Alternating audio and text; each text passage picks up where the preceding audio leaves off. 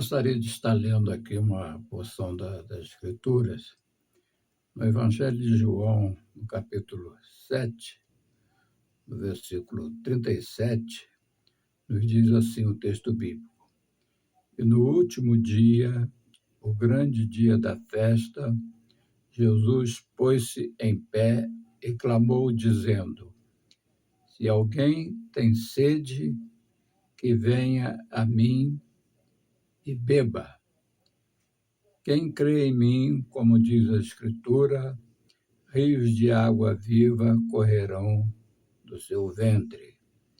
E isso disse ele do Espírito que haviam de receber os que nele crescem, porque o Espírito Santo ainda não fora dado, por ainda Jesus não ter sido glorificado. Gostaria de estar trazendo uma palavra aqui, para os nossos irmãos e nossos amigos que possam estar nos ouvindo nesse momento. Essa passagem que eu li aqui, fala de Jesus como a fonte de água viva, a fonte de água viva. Observamos que a Bíblia, ela retrata a água tanto como bênção física, como bênção espiritual. A água, a necessidade física, ela é um símbolo da providência espiritual.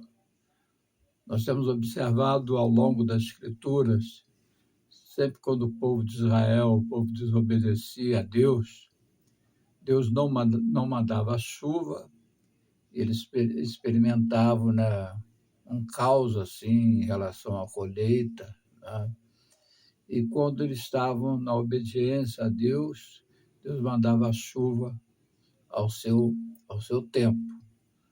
O povo de Israel, principalmente, eles sempre tiveram assim, grandes problemas em relação à água, porque não havia água com fartura, inclusive até nos dias de hoje. Nós observamos que Israel, com toda a sua tecnologia, eles têm feito um processo de dessalinização, ou seja, está removendo todo o sal da água para que a água esteja própria para o consumo. E o povo de Israel sempre esteve assim, com esse problema de água. E a Bíblia, quando ela fala da água, a água é esse elemento que nós mais necessitamos. A gente pode ficar alguns dias sem comer, porém, não temos condições assim, de ficarmos sem beber. Esse líquido precioso é fundamental para a nossa vida. Não é? Então, gostaríamos de estar abordando aqui esse tema, Cristo, a fonte de água viva. A água, conforme eu disse, é uma necessidade física muito grande dessa água, que é símbolo da providência espiritual. Nós temos um texto bíblico que é de fundamental importância, parece que o Salmo 42, que reporta assim: como a corça brama pelas correntes de água, assim minha alma suspira por ti, ó Deus. O salmista, ele usou assim, essa metáfora da corça para poder falar das suas necessidades de Deus, a sua sede de Deus, conforme a corça, por exemplo, que ela é um animal, segundo os estudiosos, ela tem um odor muito forte, que atrai assim, outros animais predadores. Então, a única forma dela se ver livre dos seus predadores é através de uma água. Então, ela corre uma longa distância, ela imprime uma velocidade muito grande para encontrar água, porque além dela beber esse líquido, ela também se banhava e assim ela ficava livre assim dos seus predadores. Aquele cheiro, aquele odor muito forte, atraía os seus inimigos. Então, nós observamos que a água é de fundamental importância. Mas aqui nós estamos falando de uma outra água, embora esta água seja de importância, nós estamos falando de águas vivas. É importante frisar o que são águas vivas. Quer dizer, são águas que jorram de forma contínua, de uma forma constante, de uma forma plena, né? Ela deixa de jorrar. Ela difere de outras águas, por exemplo, a água de cisterna ou água de poço, que são águas que retêm águas apenas por um pequeno período, mas não é uma água de contínuo. Já a água viva é aquela água de contínuo. E Jesus ele está falando dessa água. Ele é a fonte de águas vivas, né? Então, águas vivas são essas águas que jorram de uma forma contínua. Ela jamais para de jorrar. É uma fonte de uma forma plena. Agora, surge a pergunta assim: quem tem essas águas vivas? Nós podemos dizer que toda a Trindade tem, né? O Pai, o Filho, o Espírito Santo, toda a Santíssima Trindade, ela tem essa água, porque quando se trata da Trindade, a Santíssima Trindade, esses atributos divinos, ou seja, atributos da onipotência, da onisciência, da onipresença, são atributos igualmente presentes, tanto no Pai, no Filho e também no Espírito Santo. Então, a Bíblia, quando apresenta o Pai como a fonte, né? Jeremias, por exemplo, ele se refere a Deus como um manancial de águas viva. Inclusive, Deus falando através do profeta Jeremias, ele até chega a dizer que o povo de Israel fez duas coisas terríveis que jamais outras nações fizeram, né? Que é trocar o seu Deus. As outras nações, por exemplo, elas apenas adicionavam outros deuses ao seu panteão, né? Que era uma coleção inúmera de deuses, né? Deuses vãos que não são um Deus verdadeiro, tem boca e não fala, ouvido e não ouve, né? Então, os outros povos, eles jamais trocavam de Deus. Eles que serviam aqueles que não eram Deus. Já o povo de Israel, que servia o Deus verdadeiro, trocou de Deus, deixou o Deus verdadeiro e começou a adorar os ídolos, outros deuses que não são nada. Então, Deus fala através do profeta Jeremias, que o povo de Israel abandonou ele, né? E abandonou o manancial de águas vivas, ou seja, uma providência em todos os tempos, quer de forma física, quer de forma espiritual, para buscar um refrigério em outros deuses que não trazem nada de bom, somente o que é ruim. Então, ele diz, né, ele se apresenta como uma manancial de água viva, e eles cavaram para si cisternas rotas. Cisternas rotas eram cisternas que estavam rachadas, logo não tinham condições de manter a água. Então, desperdiçava a água vazava, então não tinha como. Então, eles abandonaram aquela provisão do Deus verdadeiro, manancial de água viva, que providenciava, estava sempre providenciando todas as coisas que eles necessitavam, e começaram a recorrer a outros deuses, né? A Bíblia diz, né, lá em Isaías, capítulo 12, versículo 3, com alegria tirareis águas da fonte da salvação. Quer dizer, essas águas vivas, quer dizer, são fontes para a salvação da humanidade.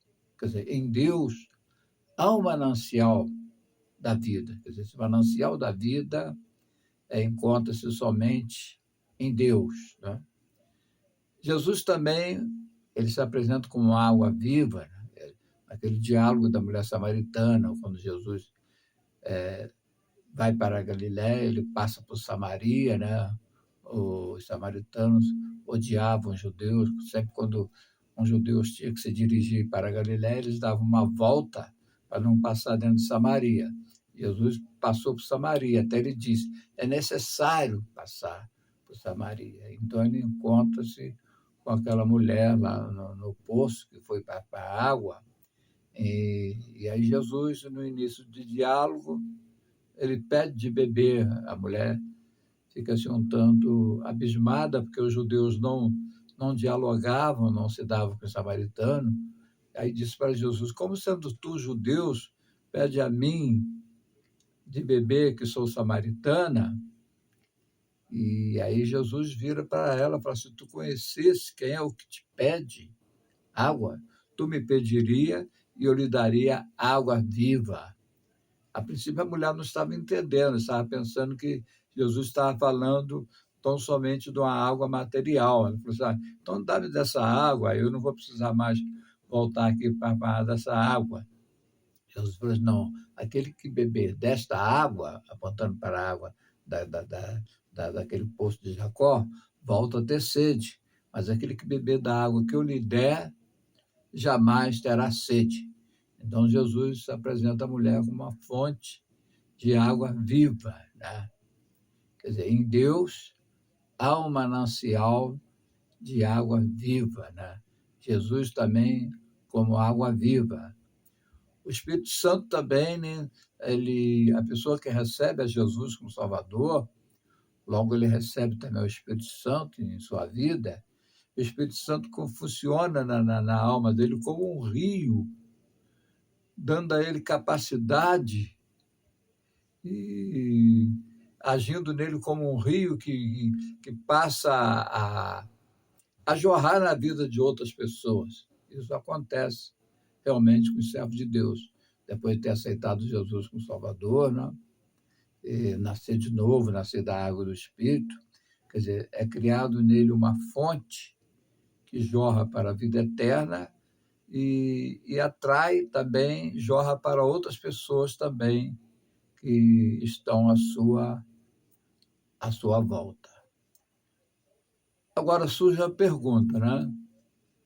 Quem tem as águas vivas, que são água viva, quem tem essas águas vivas, que é o Pai, o Filho e o Espírito Santo.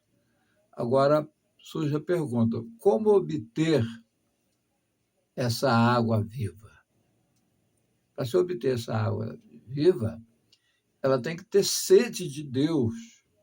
Ela não pode ter sede de outra coisa, ela tem que ter sede de Deus. A Bíblia diz, em Isaías 44, versículo 3, derramarei água sobre o sedento. O sedento, por exemplo, ele não pede comida, ele não pede outra coisa, ele pede água, tá?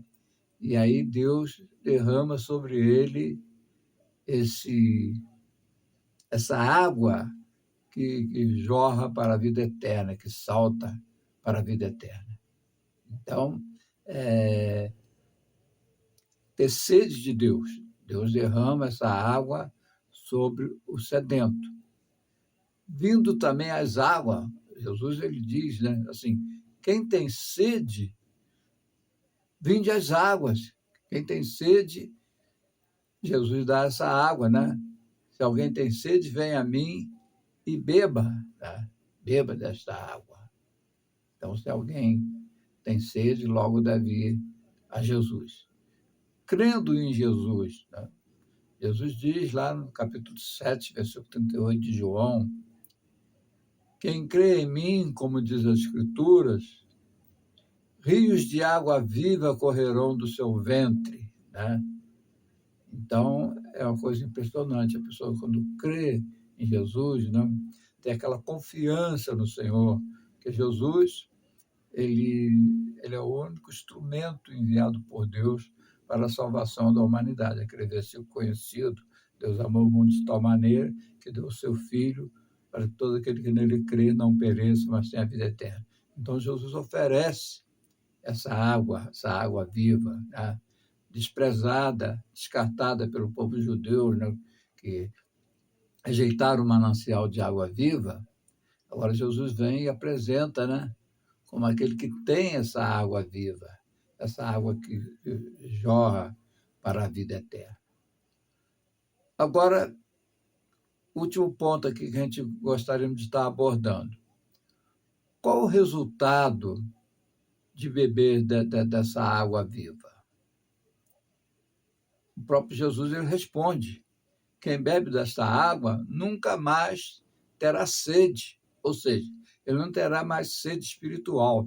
O ser humano, por exemplo, ele é um ser tricotômico, ele é um ser constituído de espírito, alma e corpo. Tá? A sua alma tem sede do Deus vivo, como o salmista diz, né? Como a corça brama pelas correntes das águas, assim minha alma suspira por ti, ó Deus. Então, o ser humano, sem Deus, ele não é nada. Ele está fazendo a sua trajetória, uma trajetória sem fim, né? Uma trajetória que não vai levar a um lugar bom, né? Vai levá-lo à perdição. Então, como resultado de beber dessa água, ele nunca mais terá sede. Então, preenche aquele vazio que ele tem dentro de si, né?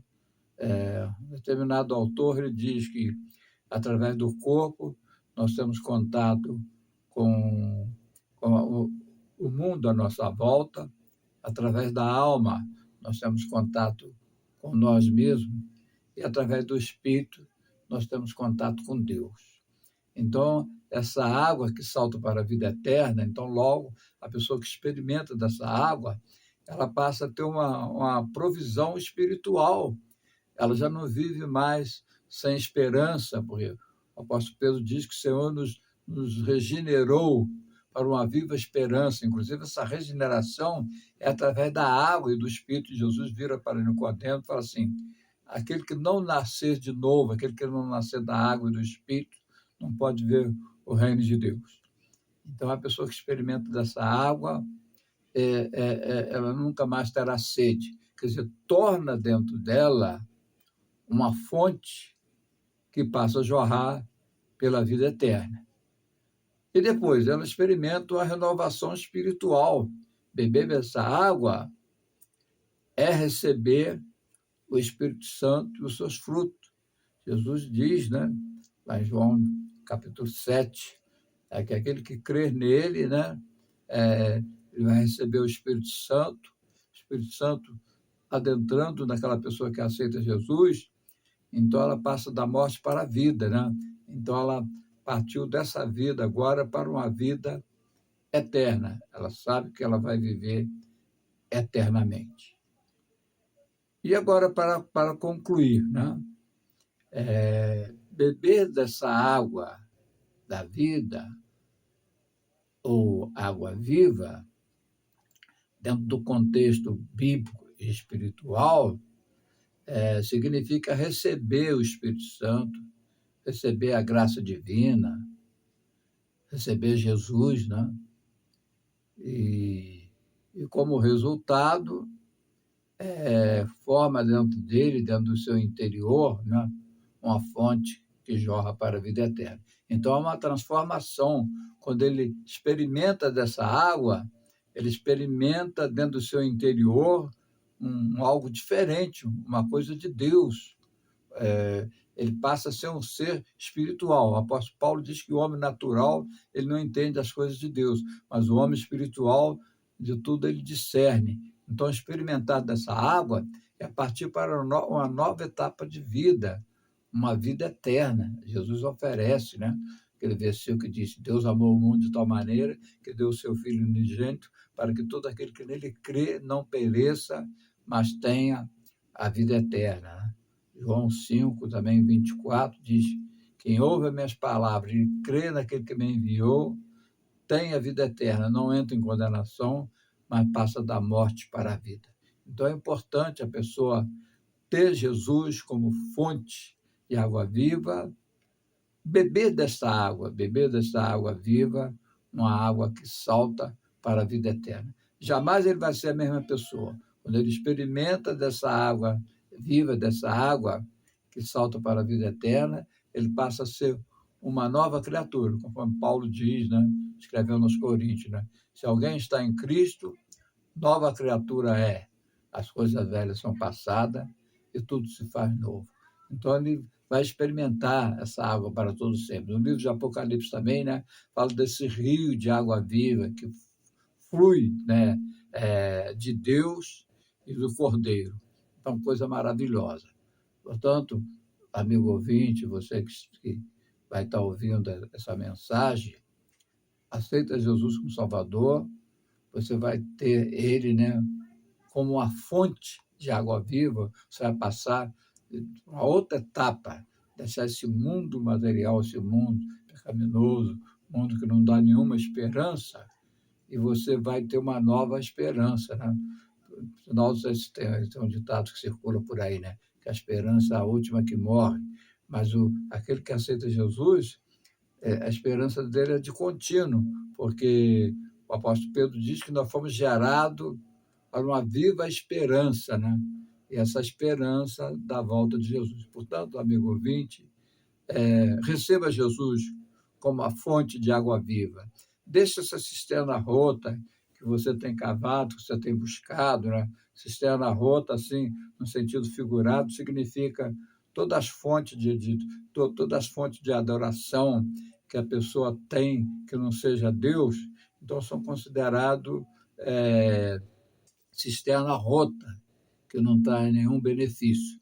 Mas quando a pessoa vai para o manancial de água viva, que é o Pai, que é o Filho, que é o Espírito Santo, então ele passa da morte para a vida.